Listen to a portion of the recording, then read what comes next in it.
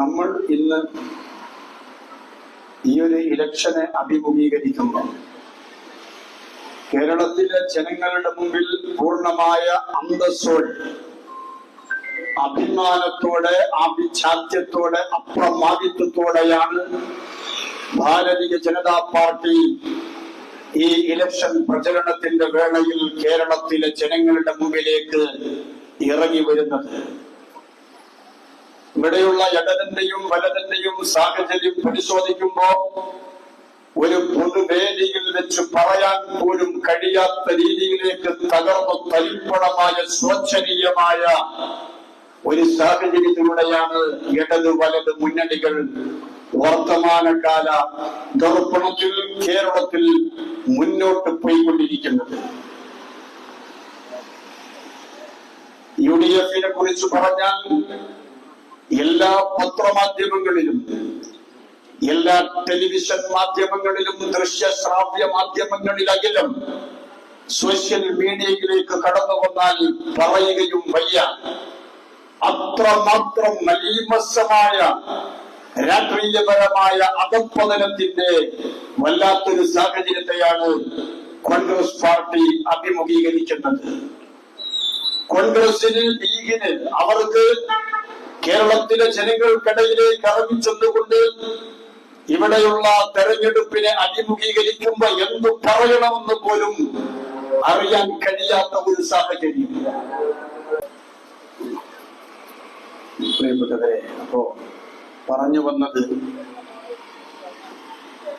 UDF-ന്റെ വർത്തമാനകാല കേരളത്തിലെ രാഷ്ട്രീയ സാഹചര്യമാണ്.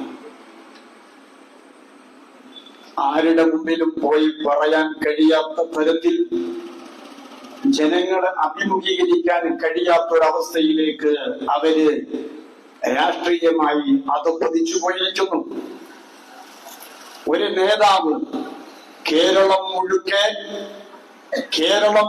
കേരളത്തിന്റെ അഷ്ടദിക്കുകളും എന്നൊക്കെ നമ്മൾ പറയുന്ന പോലെ എല്ലാ സ്ഥലങ്ങളിലും സഞ്ചരിച്ച് കേരളത്തിലെ പെണ്ണിന്റെ, സ്ത്രീയുടെ മാനത്തിന് ബലമാകുന്ന, അവരുടെ സ്ത്രീത്വത്തെ വെല്ലുവിളിക്കുന്ന ഭീകരമായ പ്രസ്താവനകൾ അയാളുടെ നമ്മൾ കേട്ടതാണ്.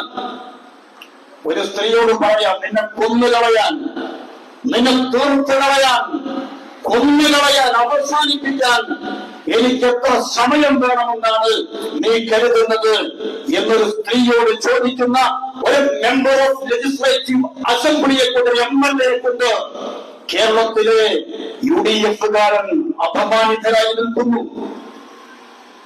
ഒരു സ്ത്രീയുടെ ഒരു മാതൃത്വം എന്ന് പറയുന്നത്, ഗർഭമെന്ന് പറയുന്നത് സ്ത്രീയുടെ പൂർണ്ണതയാണ്. ആ പൂർണ്ണതയെ ഹനിക്കാൻ വേണ്ടി ഒരു അതോറിറ്റിയുമില്ലാത്ത മരുന്നുകൾ കൊടുത്ത് കൊല്ലാൻ ശ്രമിക്കുന്ന ആളുകൾ, ഇവരൊക്കെയാണ് ഈ കേരളത്തിൽ വലിയ രാഷ്ട്രീയപരമായിട്ട് ആളുകളെ ഉത്ബുദ്ധരാക്കുന്നത്. ഇതിന് വലിയ തമാശ എന്താണെന്നറിയും? വഖഫ് സംരക്ഷണ റാലി എന്ന് പറഞ്ഞ് മുസ്ലിം ലീഗ് കഴിഞ്ഞ വർഷങ്ങളിൽ കോഴിക്കോട് കടപ്പുറത്ത് സംഘടിപ്പിച്ച ഒരു റാലിയിൽ ഒരു കണ്ണൂർക്കാരനായ അബ്ദുറഹ്മാൻ കളത്തായി എന്ന് പറയുന്ന ഒരു മുഖ്യറി ആ ഒരു സമ്മേളനത്തിൽ സംസാരിക്കുമ്പോ ആ സമ്മേളനം കല്ലെത്താക്കിക്കൊണ്ട് അയാൾ പറഞ്ഞിരുന്നു, കേരളത്തിലെ മുഖ്യമന്ത്രിയുടെ മകളെയും മരുമകനെയും ചേർത്തുകൊണ്ട് കല്യാണമല്ല, അത് വ്യഭിചാരമാണ് എന്ന് പറഞ്ഞപ്പോ അല്ലാഹു അക്ബർ എന്ന് പറഞ്ഞ് കൈകൊട്ടിയ, ഖുലൂത്ത് തക്ബീർ എന്ന് പറഞ്ഞ് കൈമുട്ടിയ ലീഗിന്റെ സൈബർ കീഴങ്ങൾ അവരിപ്പോ ചോദിക്കണെന്താണെന്നറിയോ?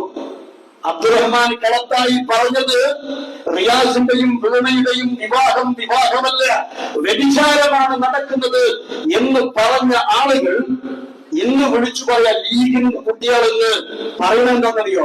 ഉഭയകക്ഷി സമ്മതപ്രകാരം അവന്മാരെ വ്യഭിചരിച്ചാൽ ഇന്ത്യൻ നിയമസംഹിത അനുശാസിക്കുന്നില്ലേ എന്നാ പറയുന്നത്. ഇന്ന് ഞാനുമായി സംസാരിച്ച ഒരു പ്രായം ചെന്ന ഒരു ലീഗിന്റെ വ്യക്തി, ഒരു ഹാജിയാര, മൂപ്പര ഈ നെറ്റിന്മേലുള്ള തയമ്പ്, ഈ കൊട്ടത്തേങ്ങിന്റെ കണ്ണ് പോലെ 3 തയമ്പ്, ഇത്ര വലിയ 3 തയമ്പൊക്കെ ഉണ്ട്. മൂപ്പരെന്നോട് പറയാ, നീ എന്തിനാണ് സോഷ്യൽ മീഡിയയിലൊക്കെ ഇങ്ങനെ പറയണത്? ഉഭയകക്ഷി, കക്ഷി എന്നാ പറഞ്ഞത്, കക്ഷി എന്ന് പറയാൻ തെളിയാത്തത് കൊണ്ട് അയാൾ പറഞ്ഞത് കക്ഷിയാ. ഉഭയകക്ഷി സമ്മതപ്രകാരം ആകുമ്പോ അതിന് കുഴപ്പമുണ്ടോ?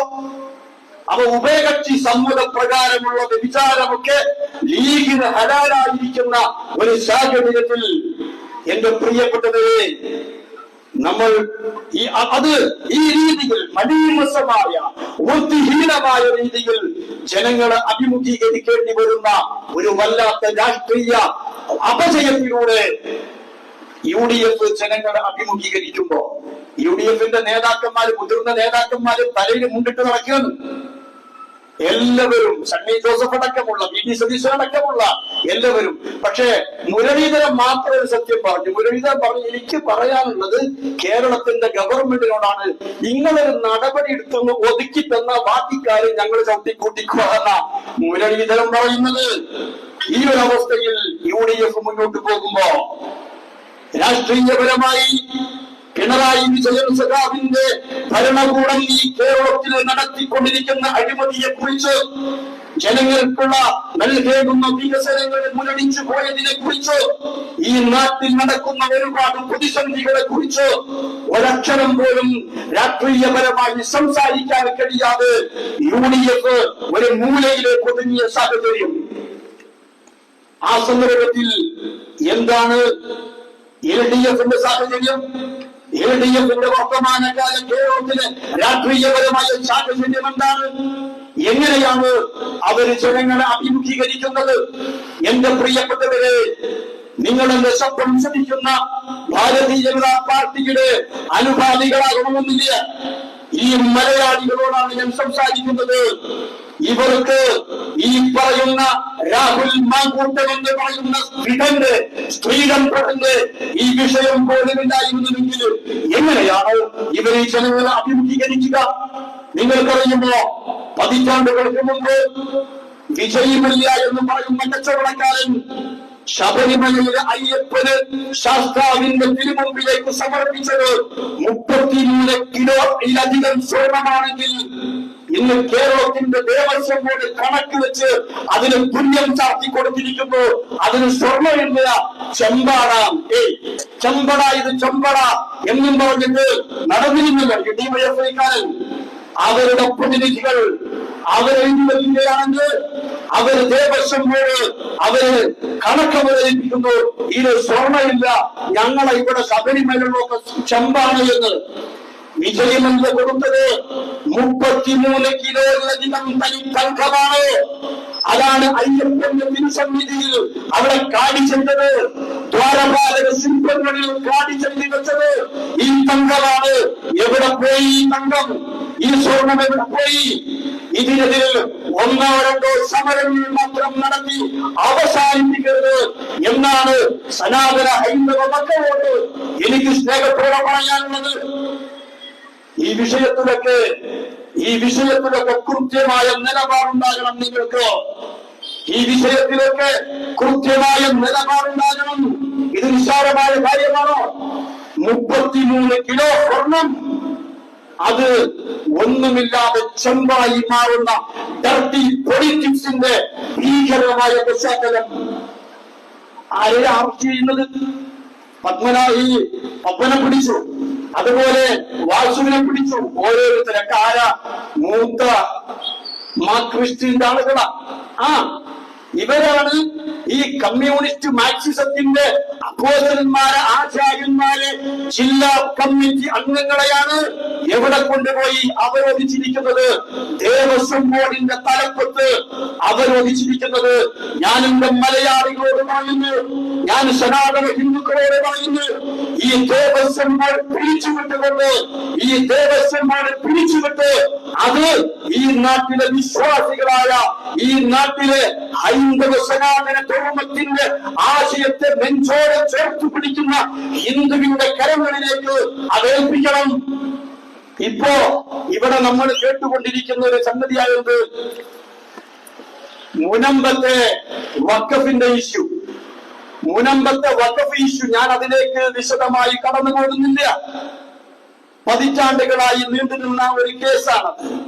അതിന്റെ കേസിന്റെ മെറിറ്റ് ഞാൻ ഇവിടെ വിശദീകരിക്കുന്നില്ല. ഒരു കുടുംബത്തിന് സ്വാതന്ത്ര്യത്തിന് മുമ്പ് നമ്മുടെ ഇന്ത്യയിൽ ഉണ്ടായിരുന്ന ഒരു രാജാവ് നൽകിയത്, അയാൾ അത് കാവഴിയായി മക്കൾക്ക് കൊടുത്തത്, പിന്നീട് ഫറൂഖ് കോളേജിന് കൊടുക്കുന്നത്, അത് കേസ് നടക്കുന്നത്, അതിന്റെ മെറിറ്റിലേക്ക് ഞാൻ പോകുന്നില്ല. കാലാകാലങ്ങളിൽ കോടതി വിധി വന്നത്, സ്റ്റേ ചെയ്യുന്നത്, ഗവൺമെന്റ് പ്രഖ്യാപിക്കുന്നത്, ഒന്നിലേക്കും ഞാൻ കടന്നു പോകുന്നില്ല. പക്ഷേ കേരളത്തിലെ വഖഫ് ബോർഡിനോട്, കേരളത്തിലെ വഖഫ് ബോർഡിന്റെ അപ്പോസ്റ്റലന്മാരോട് എനിക്ക് പറയാൻ ചില കാര്യങ്ങളുണ്ട്, എനിക്ക് ചോദിക്കാൻ ചില കാര്യങ്ങളുണ്ട്. എന്താണ് വഖഫ് എന്ന് ഇപ്പൊ നിങ്ങൾ ഇവിടെ ഈ സംസാരം കേൾക്കുന്ന നാട്ടുകാർക്ക് വഖഫ് വഖഫ് എന്ന് ഒരുപാട് ആളുകൾ കേട്ടിട്ടുണ്ടാവും. എന്താണ് വഖഫ്? Waqf means a permanent dedication by a person professing the Islam of any movable or immovable property for the purpose recognised by Muslim law as religious pious and charitable.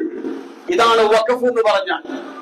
ഒരു മുസ്ലിമായ മനുഷ്യൻ, ഒരു വ്യക്തി തന്റെ സ്വത്ത് മതപരമായോ ഭക്തിയോട് കൂടിയോ ദാനത്തിന് വേണ്ടിയോ സ്വന്തമായി തിരിച്ചെടുക്കാത്ത രീതിയിൽ ദാനം ചെയ്യുന്നതിനെയാണ് വഖഫ് എന്ന് പറയുന്നത്.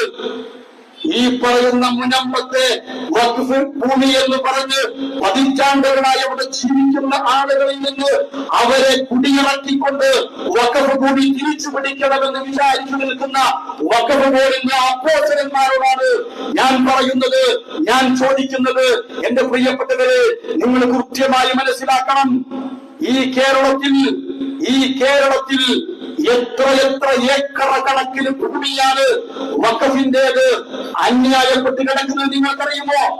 10,000-ലധികം ഹെക്ടർ ഭൂമി അന്യാധീനപ്പെട്ട് കിടക്കുന്നുണ്ട്. ആരായിരുന്നു കൊള്ളയടിച്ചത്?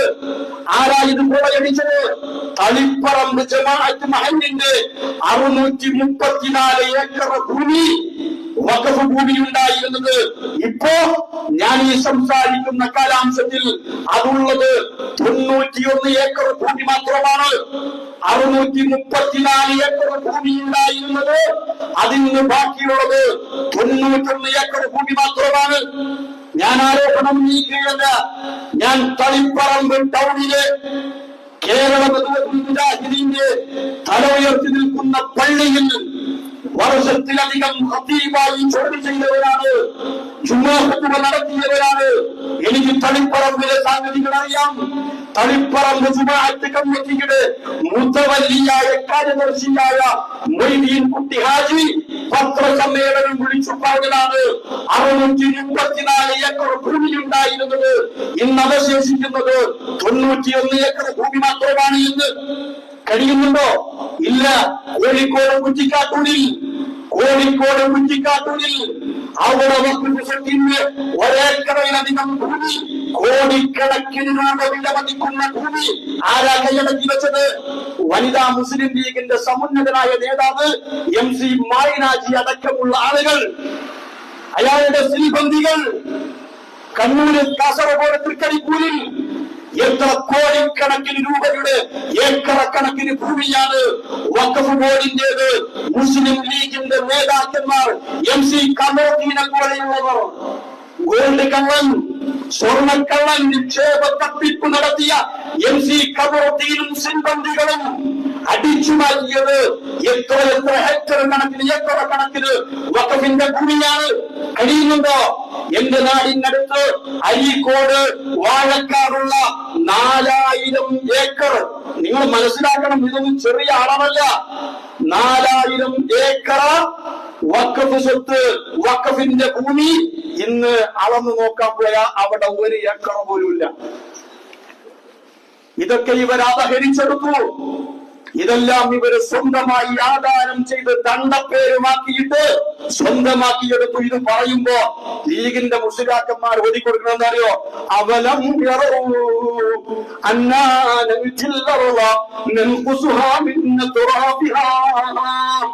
ഈ ഭൂമി അതിന്റെ നാനാഭാഗത്തു നിന്ന് നമ്മൾ ചുരുക്കിക്കൊണ്ടുവരുന്നത്, നമ്മൾ ചുരുക്കിക്കൊണ്ടുവരുന്നത് നിങ്ങൾ കാണുന്നില്ലേ? ഖുർആനിലെ ആയത്ത് ഓതി കൊടുക്കുക. ഏറ്റവും ചങ്ങന്മാരെ, ഈ ആയത്ത് നിങ്ങൾക്ക് വഖഫിന്റെ ഭൂമി മുഴുകാനുള്ള ആയത്തല്ല. ഇത് ഭൂമി ചുരുങ്ങുന്നു, പ്രപഞ്ചം വികസിക്കുന്നു എന്ന ഒരു പ്രാപഞ്ചിക പ്രതിഭാസത്തെ കുറിച്ചുള്ള പരാമർശമാണ്. ഇത് 4000 ഏക്കർ ഭൂമി നിങ്ങൾക്ക് കട്ടെടുക്കാനുള്ള തൊഴിവല്ല. ഇത് തളിപ്പറമ്പില് 634 ഏക്കർ 91 ഏക്കറാക്കി ചുരുക്കിയെടുക്കാനുള്ള തൊഴിവല്ല. അപ്പൊ ഞാൻ പറയുന്നത്, ഈ വഖഫിന്റെ അമെൻമെന്റ് വായിക്കുന്നതാണെങ്കിൽ ഒരുപാട് പറയണം. അതിൽ കൃത്യമായും സ്പഷ്ടമായും പറയുന്നുണ്ട്, മുസ്ലിമായ ഒരു മനുഷ്യന് മാത്രമേ വഖഫിന്റെ ഓഫീസറായിട്ടും ജോലിക്കാരനായിട്ടും താഴ്ന്ന ലെവലിലുള്ള ജോലിക്കാരനായിട്ടും ജോലി ചെയ്യണമെങ്കിൽ മുസ്ലിമായി ഇന്ത്യയിൽ ജീവിക്കുന്ന, ഇന്ത്യയിൽ സിറ്റിസൺഷിപ്പ് ഉള്ള, കേരളത്തിൽ റെസിഡൻസ് ഉള്ള ഒരു മനുഷ്യരെ പറ്റൂ എന്ന് വഖഫിന്റെ അമെൻമെന്റിൽ നിയമത്തിൽ പറയുമ്പോ സെൻട്രൽ വഖഫ് കൗൺസിലും സ്റ്റേറ്റ് വഖഫ് ബോർഡും അതിനുവേണ്ടിയുള്ള നിയമങ്ങൾ ഇവിടെ ഉണ്ടാകുമ്പോ എന്റെ പ്രിയപ്പെട്ട സനാതന ഹൈന്ദവ ദർശനത്തിന്റെ ഉജ്ജ്വലമായ വിശ്വാസം പേറുന്ന ആളുകൾ മാത്രമേ ദേവസ്വം ബോർഡിൽ ഉണ്ടാവാൻ പറ്റൂ എന്ന് നിയമനവതരിപ്പിക്കണം.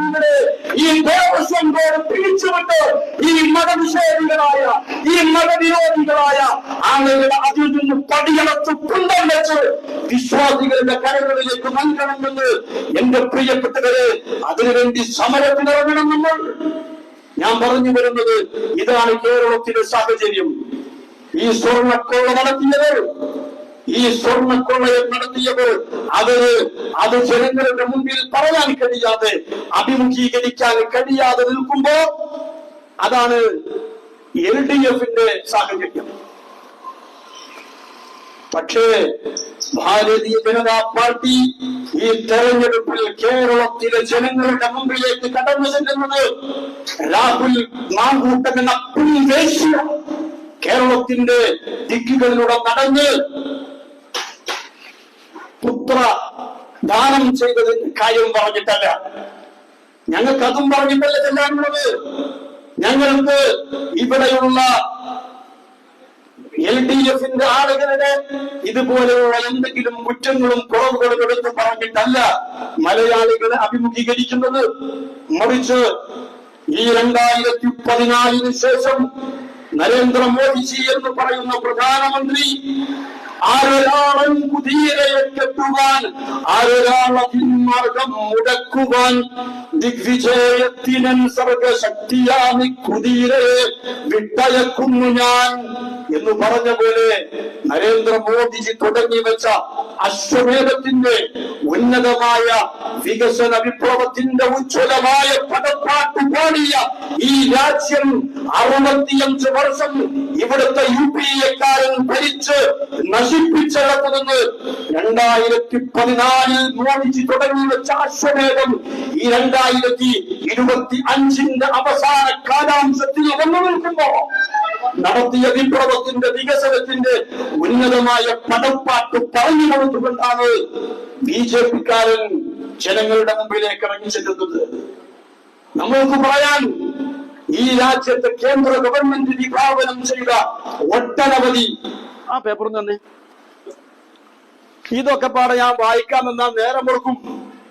ഇതിലോരോന്നും ഇത്രയും പേജുകൾ നരേന്ദ്രമോദിജി ഈ രാജ്യത്തെ ജനങ്ങൾക്ക് വേണ്ടി കൃത്യമായ പഠനത്തിനൊടുവിൽ, കൃത്യമായ ഗണനത്തിനും പരീക്ഷണത്തിനും പര്യവേക്ഷണത്തിനൊടുവിൽ നരേന്ദ്രമോദിജി എന്ന് പറയുന്ന പ്രധാനമന്ത്രി അദ്ദേഹത്തിന്റെ ടീമംഗങ്ങളും കൃത്യമായി എടുത്ത വികസന പദ്ധതികളുടെ അതിന്റെ രേഖയാണ്. ഈ വികസന പദ്ധതികളിൽ എവിടെയെങ്കിലും ഒരു ജാതിക്കോ മതത്തിനോ പ്രത്യേകമായി സംവരണം ചെയ്തതില്ല. ഭാരത മഹാരാജ്യത്തിലെ, ഇന്ത്യയിലെ എല്ലാ മനുഷ്യർക്കും, ജാതിക്കും മതത്തിനും വർഗത്തിനും ഭാഷയ്ക്കും ദേശത്തിനും അതീതമായി ഭാരത മഹാരാജ്യത്തിലെ ഓരോ ജനങ്ങളെയും ഓരോ ഇൻഡിവിജ്വലിനെയും പരിഗണിച്ചുകൊണ്ടുള്ളതാണ് ഈ വികസന പദ്ധതികളെങ്കിലും. ഇത് പറഞ്ഞിട്ടാണ് ഞങ്ങൾ ജനങ്ങളുടെ മുമ്പിലേക്ക് ഇറങ്ങി ചെല്ലുന്നത്. ഇത് പറഞ്ഞിട്ടാണ് ഞങ്ങൾ ഇവിടുത്തെ ഈ ജനങ്ങളെ അഭിമുഖീകരിക്കുന്നത്. ഞാൻ കേവലം അവകാശവാദം ഉന്നയിക്കുകയല്ല. 2014 മൻമോഹൻ സിംഗിൽ നിന്ന് ഭരണം ഏറ്റെടുത്തുകൊണ്ട് മോദിജി പ്രധാനമന്ത്രിയാകുന്ന വേളയിൽ അദ്ദേഹം പ്രഖ്യാപിച്ച ഒന്നാമത്തെ ഒരു പ്രഖ്യാപനമുണ്ട്. ഒന്നാമതായി രാജ്യത്തെ ജനങ്ങൾക്ക് നൽകിയ ഒരു പദ്ധതിയുണ്ട്, ജൻധൻ യോജന. എന്താണ്? ജൻധൻ അക്കൗണ്ടുകൾ എടുക്കണമെന്ന് പറഞ്ഞു മോദിജി. അതിനു മുമ്പ് പറഞ്ഞു, ചെങ്കോട്ടയിൽ സ്വാതന്ത്ര്യ ദിനത്തിന്റെ അന്ന് മോദിജി അധികാരമേറ്റെടുത്ത 2014 ഓഗസ്റ്റ് 15 ദിവസം ചെങ്കോട്ടയിൽ പതാക ഉയർത്തിക്കൊണ്ട് അദ്ദേഹം ഭാരതത്തിലെ ജനങ്ങളോട് പറഞ്ഞു, നാം ഇനി മുതൽ ഒരു വികസ്വര രാജ്യമല്ല, നാം ഇനി മുതൽ വികസിത രാജ്യമാകുന്നതിന് വേണ്ടിയുള്ള പടപ്പുറപ്പാടിലാണ്, അതിന്റെ പോരാട്ടത്തിന്റെ യാത്രയിലാണ് എന്ന് പറഞ്ഞ് മോദിജി തുടങ്ങി വെച്ച അശ്വമേധം. എന്റെ പ്രിയപ്പെട്ടവരെ, ജൻധൻ യോജന അക്കൗണ്ട് എടുക്കാൻ പറഞ്ഞപ്പോ ഇവിടെയുള്ള എതിർ പാർട്ടിക്കാരായ ആളുകളൊക്കെ പരിഹസിച്ചുകൊണ്ട് പറഞ്ഞു, ഇത് ഒരു വല്ലാത്ത വികസനാണല്ലോ, ബാങ്ക് അക്കൗണ്ട് എടുത്ത പട്ടിണി മാറുമോ എന്ന് പറഞ്ഞു പരിഹസിച്ചവർ, കളിയാക്കിയവർ. പക്ഷേ നമുക്കറിയാം, കൊറോണയുടെ സമയം നമ്മൾ ചരിത്രം പറയേണ്ടത്, ചരിത്രം വിശദീകരിക്കുമ്പോൾ നമ്മൾ പറയേണ്ടുന്ന ചരിത്രം എന്താ? 300 കൊല്ലം മുമ്പോ 400 കൊല്ലം മുമ്പോ 600 കൊല്ലം മുമ്പോ നടന്ന സംഭവങ്ങളല്ല. 2019 കാലാംശത്തിൽ ലോകത്തെ വിഴുങ്ങിയ കൊറോണ എന്ന് പറയുന്ന ഒരു മഹാമാരി ലോകത്തെ കീഴടക്കാൻ വന്നപ്പോ അന്നത്തെ സാഹചര്യം എന്തായിരുന്നു? ലോകം മുഴുവനും പറഞ്ഞു, ലോകത്തെ ഏറ്റവും കൂടുതൽ ആളുകൾ കൊറോണ കൊണ്ട് മരിച്ചു വീഴുക ഇന്ത്യയിലായിരിക്കുമെന്ന് പറഞ്ഞ് പടിഞ്ഞാറുകാരൻ പാശ്ചാത്യൻ അവർ പരിഹസിച്ചത്. കാരണം എന്താ? ബ്രിട്ടീഷുകാരൻ പറഞ്ഞു കൊടുത്തതും ജവഹർലാൽ നെഹ്റു കേട്ടു പഠിച്ചതും എന്താ? ഇന്ത്യ എന്ന് പറഞ്ഞാൽ ഒരു മൂന്നാംകിട രാജ്യമാണ്, നാം വിദ്യാഭ്യാസമില്ലാത്തവരാണ്, അധകൃതരാണ്, അധസ്ഥിതരാണ്, കഴിവില്ലാത്തവരാണ്, അറിവില്ലാത്തവരാണ്, ഗ്രാമങ്ങളിൽ രാപ്പാക്കുന്നവരാണ് എന്ന് പറഞ്ഞ് പഠിപ്പിച്ച ആ പഠനത്തിന്റെ മാധ്യമത്തോടെ ഞാൻ പടിഞ്ഞാറുകാരൻ പറഞ്ഞു, കോടാനുകോടി ആളുകൾ ഇന്ത്യയിൽ മരിച്ചു വീഴും. WHO വേൾഡ് ഹെൽത്ത് ഓർഗനൈസേഷൻ അവർ പ്രമേയം പാസാക്കി ഇങ്ങനെ സംഭവിക്കുമെന്ന്. ലോകാരോഗ്യ സംഘടനയും യുണൈറ്റഡ് നേഷൻസ് അവർ പ്രഖ്യാപിച്ചു, ഇന്ത്യയിലെ ആളുകൾ കൊറോണ കൊണ്ട് മരിക്കുന്നതിലിരട്ടി പട്ടിണി കിടന്ന് ഇന്ത്യക്കാരൻ മരിച്ചു വീഴുമെന്ന് പറഞ്ഞ് ഇന്ത്യയുടെ നേരെ ദൈന്യതയോടെ നോക്കിയത്. പക്ഷെ നമ്മൾ എന്താക്കേണ്ടത്? ഇന്ത്യയുടെ പ്രധാനമന്ത്രി പ്രഖ്യാപിച്ചു, ലോക്ക്ഡൌൺ, സമ്പൂർണമായ ലോക്ക്ഡൌൺ പ്രഖ്യാപിച്ചു.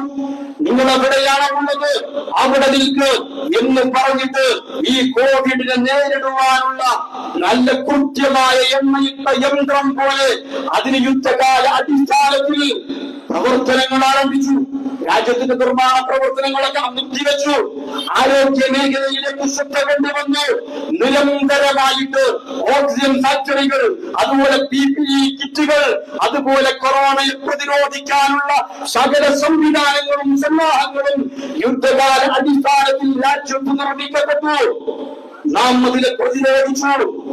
ഇന്ത്യയിലുള്ള ആയിരക്കണക്കിന് 10,000 വരുന്ന പ്രൈമറി ഹെൽത്ത് സെന്ററുകൾ വരെ ഈ രോഗത്തെ പ്രതിരോധിക്കുവാൻ സുസജ്ജമായി ഒരുക്കിയ പ്രധാനമന്ത്രിയുടെ പേരാണ് നരേന്ദ്ര ദാമോദർദാസ് മോദി എന്ന് എന്റെ പ്രിയപ്പെട്ടവരെ നമ്മൾ അഭിമാനത്തോടെ ഈ ജനങ്ങളുടെ മുമ്പിൽ പറഞ്ഞു കൊടുക്കുന്നു.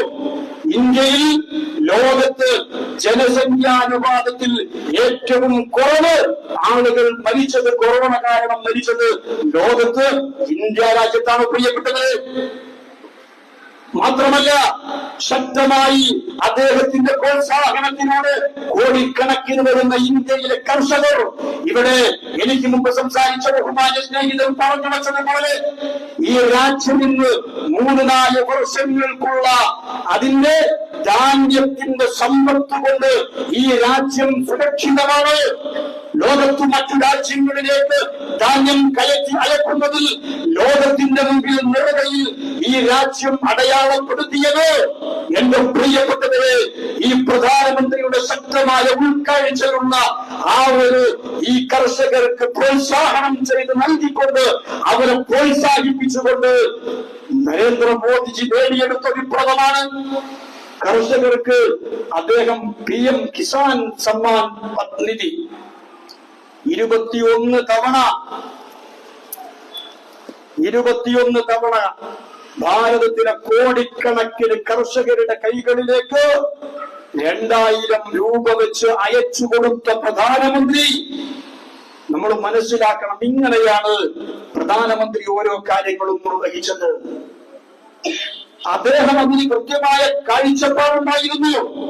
അതാണ് ഒന്നാമതായി പറഞ്ഞ ജൻധൻ യോജന അക്കൗണ്ട് എടുത്ത അമ്മമാരുടെ അക്കൗണ്ടുകളിലേക്ക് 1500 രൂപ ഈ കൊറോണയുടെ കെടുതിയുടെ കാലത്ത് അയച്ചു കൊടുത്ത് ഒരു കുടുംബനാഥനെ പോലെ ഗൃഹനാഥനെ പോലെ ഭാരത മഹാരാജ്യത്തിലെ ജനങ്ങൾ പാവപ്പെട്ടവർ പട്ടിണി കിടക്കാതെ പോറ്റിയ ഒരു പ്രധാനമന്ത്രി. എന്റെ പ്രിയപ്പെട്ടവരെ, നരേന്ദ്ര ദാമോദർ ദാസ് മോദി. ഇത് പറയാൻ അഭിമാനത്തോടെ പറയാൻ കഴിയണം, അന്തസ്സോടെ വിളിച്ചു പറയാൻ കഴിയണം.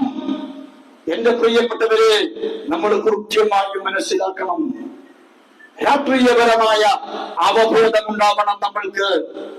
ഈ പ്രധാനമന്ത്രി ഈ വികസന പ്രവർത്തനങ്ങൾ ഓരോന്നും ചെയ്യുമ്പോ നമ്മൾ മനസ്സിലാക്കേണ്ട ഒരു കാര്യം, പതിറ്റാണ്ടുകൾക്ക് മുമ്പ് രാജീവ് ഗാന്ധി കേന്ദ്രത്തിൽ പ്രധാനമന്ത്രിയായിരിക്കുമ്പോ അദ്ദേഹം ഒരു വേള സങ്കടത്തോടെ, വേദനയോടെ, ദുഃഖത്തോടെ പറഞ്ഞ ഒരു കാര്യമുണ്ട്. കേന്ദ്രത്തിൽ നിന്ന്, ഡൽഹിയിൽ നിന്ന് ഓരോ ഇന്ത്യയിലെ ഗ്രാമങ്ങളിൽ ജീവിക്കുന്ന ജനസാധാരണക്കാരനിലേക്ക് ആനുകൂല്യങ്ങൾ അയച്ചു കൊടുക്കുമ്പോ 1 രൂപ അയച്ചാൽ അത് അർഹരായ ആളുകളുടെ കൈകളിൽ എത്തുമ്പോ അത് 13 പൈസ ആയി മാറുന്നു എന്ന് രാജീവ് ഗാന്ധി അദ്ദേഹം പരിഭവം പോലെ പറഞ്ഞിട്ടുണ്ട്. എങ്ങനെയാ 1 രൂപ കേന്ദ്രത്തിൽ നിന്ന് അയക്കുമ്പോ ഞാനും നിങ്ങളും അടങ്ങുന്ന ഈ സാധാരണക്കാരുടെ കൈകളിൽ എത്തുമ്പോ അത് 13 പൈസയായത് എങ്ങനെയാ? ഡൽഹിയിൽ ഇത്രയും ദൂരം സഞ്ചരിച്ചപ്പോ അതിങ്ങനെ ഒരഞ്ഞു തേഞ്ഞു പോയതല്ല. രാഷ്ട്രീയ ഇടനാഴികകളിലെ ഭിക്ഷാന്തരികൾ, കാട്ടുകള്ളന്മാർ, അവര് അഴിമതി നടത്തി മോഷ്ടിച്ചെടുത്തതാ. പക്ഷേ അതിന് അറുതി വരുത്തി നരേന്ദ്ര ദാമോദർ ദാസ് മോദി. എങ്ങനെയാ അറുതി വരുത്തിയത്? ജനങ്ങളുടെ കൈകളിലേക്ക് നേർക്ക് നേരെ അവരുടെ അക്കൗണ്ടിലേക്ക് പൈസ എത്തിച്ചു കൊടുക്കുന്നു, അയച്ചു കൊടുക്കുന്നു. അതാണ് നരേന്ദ്ര ദാമോദർ ദാസ് മോദി ചെയ്തത്. കൃത്യമായി ജനങ്ങൾക്ക് അവർക്ക് അർഹിക്കുന്ന ആനുകൂല്യങ്ങൾ, ക്ഷേമ പദ്ധതികൾ നേരിട്ട് ജനങ്ങളുടെ കൈകളിലെത്തുന്നു.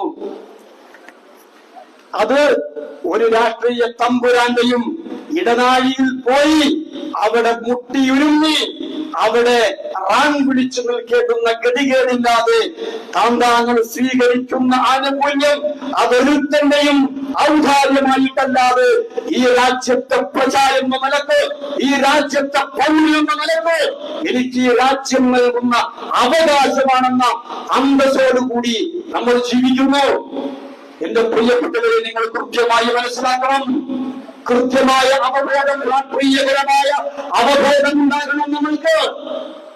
വികസനത്തിന്റെ വിപ്ലവം നടന്നു എന്ന് ഞാൻ വെറുതെ ഇവിടെ വെച്ച് അവകാശപ്പെട്ടിട്ട് കാര്യമോ ഇല്ല. 2014 നരേന്ദ്രമോദിജി അധികാരം ഏറ്റെടുക്കുന്ന സന്ദർഭത്തിൽ ഈ രാജ്യത്തുണ്ടായിരുന്നത് 74 എയർപോർട്ടുകളായിരുന്നു.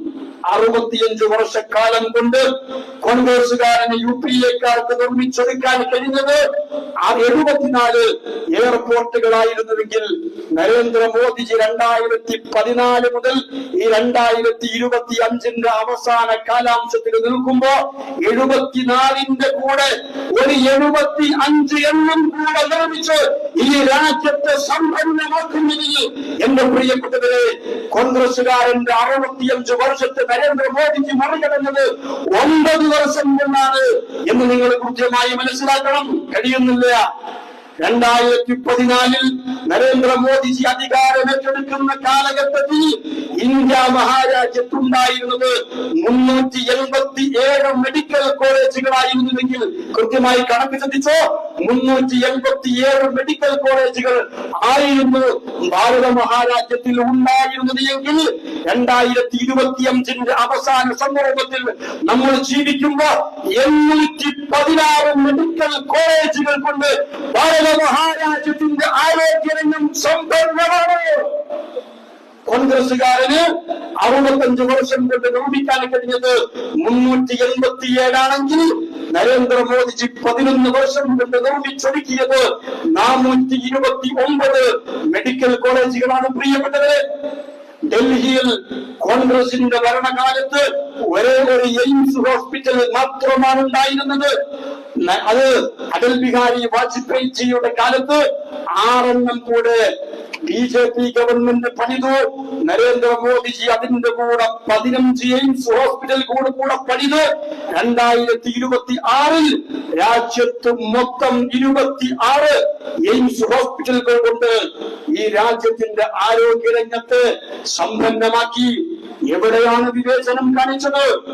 എവിടെയാണ് വിവേചനം കാണിച്ചത്? ഞാൻ ഈ കാണിച്ചുകൊണ്ട എണ്ണി പറഞ്ഞാൽ തീരാത്തത്ര വികസന പദ്ധതികളുടെ അതിന്റെ ആ ബൃഹത്തായ ആ എണ്ണങ്ങളിൽ ജാതിക്കും മതത്തിനും ഒരു പ്രാധാന്യവും കൊടുത്തിട്ടില്ല. ഒരാളെയും വരിയുടെ ജാഥയുടെ വരിയുടെ ഏറ്റവും അവസാനത്തുള്ളവനെയും പരിഗണിക്കുന്ന, അവനെയും ചേർത്ത് നിർത്തുന്ന, അവനെയും കൂടെ നിർത്തുന്ന വികസന പദ്ധതികളാണ് നരേന്ദ്രമോദിജി വിഭാവനം ചെയ്തത്. പ്രിയപ്പെട്ടവരെ, അപ്പോൾ ഈ കാര്യങ്ങൾ പറഞ്ഞിട്ടാണ് നമ്മൾ ഇവിടെയുള്ള ആളുകളെ അഭിമുഖീകരിക്കുന്നത്. ഈ വികസന വിപ്ലവങ്ങളുടെ റോഡിന്റെ കാര്യം പറയണോ? നമ്മളുടെ രാജ്യത്ത് നാഷണൽ ഹൈവേകൾ, 6 പാതകൾ, അതിവേഗ പാതകൾ എല്ലാം കൂടി സമ്പന്നമായിരിക്കുന്നു. കേരളത്തിലെ മലയാളികൾക്ക് പതിറ്റാണ്ടുകൾക്കിടയിൽ പരിചയമുണ്ടോ? ഇല്ല. ഈ പറയുന്ന റോഡിന്റെ വികസനങ്ങളെല്ലാം ഇതെല്ലാം കൊണ്ടുവന്നത് ഈ പ്രധാനമന്ത്രിയുടെ കാലത്താണ്. റെയിൽവേ, നിങ്ങൾ റെയിൽവേയിൽ യാത്ര ചെയ്യുന്നവരല്ലേ? റെയിൽവേയുടെ മുഖച്ഛായ മാറ്റിയെടുത്തു. നരേന്ദ്രമോദിജി വരുന്നതിന് മുമ്പ് നമ്മളുടെ ട്രെയിനിന്റെ അവസ്ഥാവിശേഷം എന്നായിരുന്നു. യാത്ര ചെയ്യുമ്പോ ദുർഗന്ധം വമിക്കുന്ന ട്രെയിനിന്റെ പാളങ്ങളിലകിലവും മനുഷ്യ വിസർജ്യം കൊണ്ട് മലീമസമാക്കിയിരുന്ന, എന്നാൽ ഇന്ന് എത്ര മനോഹരമായി ലോകത്തിന്റെ മുമ്പിൽ അഭിമാനത്തോടുകൂടി ഇന്ത്യൻ റെയിൽവേയെ അടയാളപ്പെടുത്തിയ പ്രധാനമന്ത്രിയുടെ പേരാണ് മോദി എന്ന് എന്റെ പ്രിയപ്പെട്ടവരെ അഭിമാനത്തോടു കൂടി പറയാൻ കഴിയണം. പക്ഷേ നമ്മൾ എന്താ ചെയ്തെന്നറിയോ?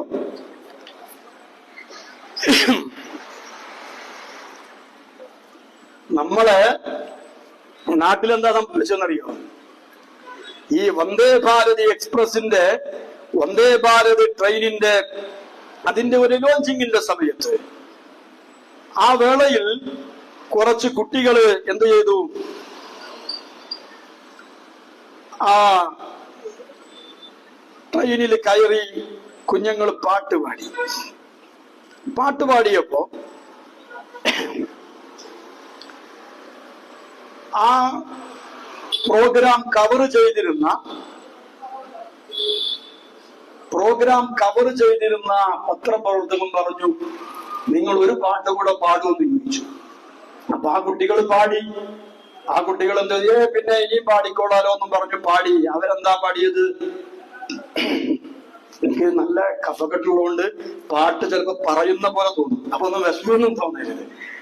ആ കുട്ടികൾ പാടിയത് പരമ പവിത്രമതാമീ മണ്ണിൽ ഭാരതാംബയെ പൂജിക്കാൻ പുണ്യവാഹിനി സേവനമേൽക്കും പൂങ്കാവനങ്ങളുണ്ടിവിടെ. ആ പാട്ട് പാടി കുട്ടികൾ. അപ്പോഴോ നമ്മൾ എന്താ കണ്ടത്? ഭരണപരമായ ഒരു കാര്യവും പറഞ്ഞ് ജനങ്ങളെ അഭിമുഖീകരിക്കാൻ കഴിയാത്ത ആളുകൾ. കേരളത്തിന്റെ വിദ്യാഭ്യാസ മന്ത്രി ഈ ശിവൻകുട്ടി അദ്ദേഹം പറയാ, ഞങ്ങള് ഇത് പാടിയ ആൾക്കാർ ആരാണെന്ന് പരിശോധിക്കുന്നുണ്ട്. എന്നിട്ട് ആ സ്കൂൾ എന്ന് പറഞ്ഞു കേട്ടോ, ആ സ്കൂളിന്റെ NOC നമ്മ റദ്ദാക്കും. കഷ്ടം. ഞാൻ ഈ പാട്ട് എന്റെ പ്രിയപ്പെട്ടവരെ പഠിക്കുന്നതും പരിചയപ്പെടുന്നതും വന്ദേ ഭാരത് ട്രെയിനിൽ ഏതെങ്കിലും കുട്ടികൾ പാടിയപ്പെടല്ല.